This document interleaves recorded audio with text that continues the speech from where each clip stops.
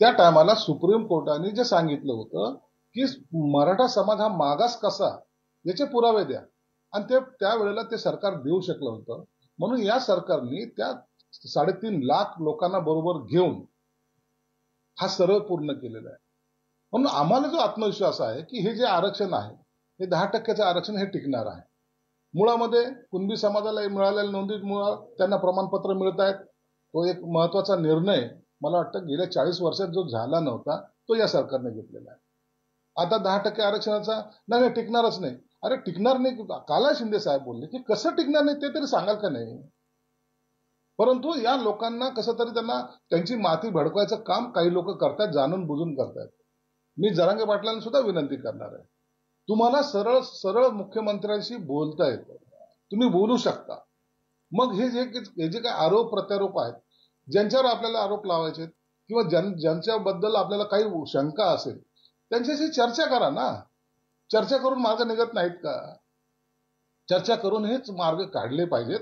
आणि मला वाटतं तेवढी आपण सर्वांनीच कुणालाही वेटीस न धरता आपण यातून मार्ग काढण्याचा प्रयत्न केला पाहिजे. म्हणून आता लोकशाहीमध्ये प्रत्येकाला आपला अधिकार आहे, त्याने तो कसा वापरायचा हे त्यांनी ठरवलं पाहिजे. परंतु आमची भूमिका स्पष्ट आहे, जे आरक्षण दिलं ते टिकणारं असणार आहे आणि ते टिकलंच पाहिजे ही आमची भूमिका आहे.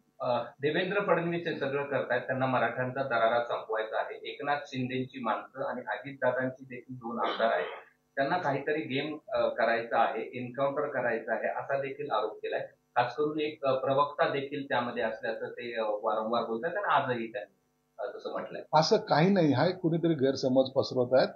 कुणाला जीवे मारणं हे काय खेळ आहे का? पोरखेळ आहे? एखादं आंदोलन चालवायचं आणि त्याच्यामध्ये एखाद्याला आपल्याला खतम करायचं ही हुकुमशाही किंवा हे ज्याला आतंकवाद ज्याला म्हणतात ते कोणी करणार नाही. त्याच्याबद्दल निश्चिंत राहावं. त्यांना जर आणखीन काही असं वाटत असेल तर संशयाची जर नावं जरी सांगितली तर सरकार त्यांच्यावर कारवाई निश्चित करेल. सलाईन मधून विष देण्याचा डाव होता म्हणून मी सलाईन घेणं बंद केलं असं नाही. हायकोर्टाने सांगितलेलं आहे त्यांच्या तब्येतीची काळजी घ्या. जेव्हा हायकोर्टाने सांगितलं तर त्यांचे असलेले डॉक्टर हे पूर्णपणे चेक करूनच त्यांना कोणताही ट्रीटमेंट देतात. एखादी साधी गोळी जर द्यायची असली ना तर ती चेक केल्या जाते. चेक केल्याशिवाय त्यांना गोळी सुद्धा देता येत नाही, नाहीतर ती सरकारची सुद्धा जबाबदारी त्याच्यात येते. म्हणून असं कोणी जर गैरसमज पसरवायचा प्रयत्न करत असेल किंवा त्यांना सांगत असेल, कृपया तुम्ही त्यांच्यावर विश्वास ठेवू नका. आणि जर तुम्हाला वाटत असेल तर आपला डॉक्टर असेल किंवा इतर कोणी असेल संबंधित त्यांना बरोबर घेऊन केलं पाहिजे. तुमच्या जीवाला धोका हो असं सरकारने कधीही पाऊल उचलणार नाही आणि कुणालाही ते करता येणार सुद्धा नाही हे मी ठामपणे सांगू शकतो.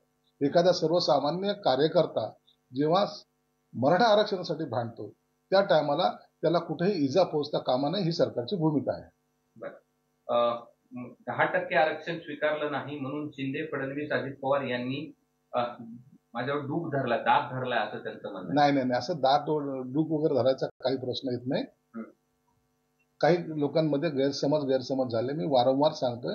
परंतु हे टिकणारं आरक्षण कसं द्यायचं हा प्रयत्न एकनाथ शिंदे साहेबांनी केलेला आहे. म्हणून त्याच्यासोबत डूक धरणे वगैरे असे गैरसमज कृपया मनात आणू नका. काल बिना नंबरची इनोवा आली होती गावामध्ये, 10 जणांचे नंबर घेऊन गेले, असं सुद्धा आरोप. पकडली पाहिजे होती ना, पोलिस स्वाधीन केली पाहिजे होती. आपल्याला ज्याच्यावर शंका येते ना ती गाडी पकडून पोलिस ताब्यात घेतली पाहिजे होती. पोलिसांनी चौकशी केली असती ना.